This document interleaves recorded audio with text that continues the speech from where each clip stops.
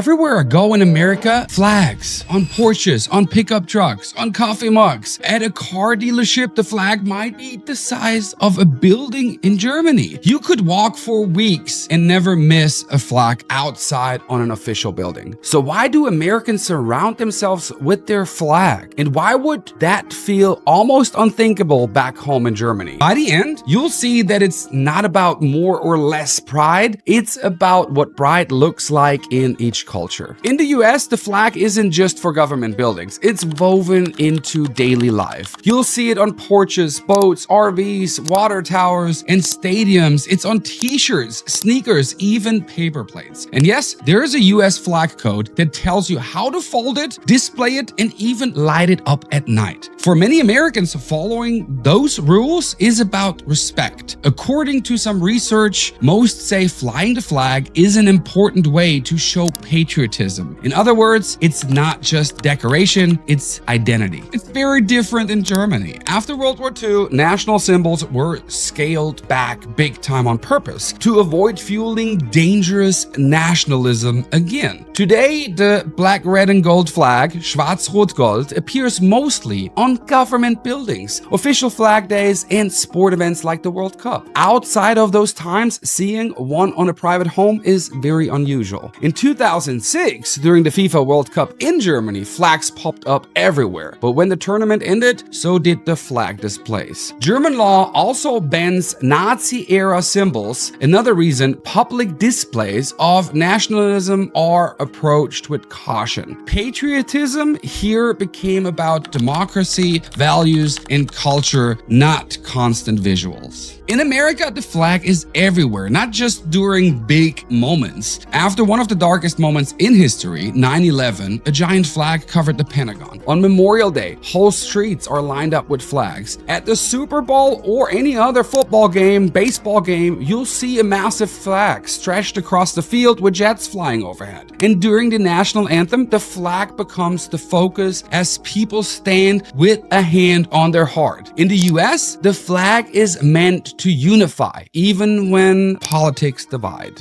German pride shows up differently, and that is mostly because of the bad history we had. You might see a Bavarian flag in Munich or a Hamburg city flag. Local symbols matter more. National pride shows up at regional festivals, in historic preservation, or cheering the national soccer team. But when the big game is over, most of the flags disappear. For Germans, patriotism is tied to context, culture, sports, or politics, not daily display. So where do other countries fall on this spectrum? Well, Canada, you'll see the maple leaf on backpacks, on souvenirs, but not in every yard. In the UK, Union Jacks come out for royal events and big sporting events, not every day. In Japan, the flag is reserved for official ceremonies. Pride is shown more through traditions and etiquette, so Americans aren't too much and Germans aren't too little. They're just shaped by very different histories. So here's my take on it. In America, the flag is a constant companion, and I actually love it. A symbol of resilience, identity, the history, and what the country fought for. And they have every right to be proud of that. In Germany, pride is more private, rooted in democracy, culture, and community. And to be honest with you, I wish we Germans could show pride a little bit more openly and show our flag. But I get it. It has to do with history, and we don't want to be called Nazis, even though we had nothing to do with, or my generation had nothing to do with what happened in the darkest day of history for the world in Germany. Check out my other video about why Germans don't smile. It's another deep dive into cultural differences between Germans and Americans. I'm Mischa. Thanks for watching, and I'll see you in the next one. Tschüss.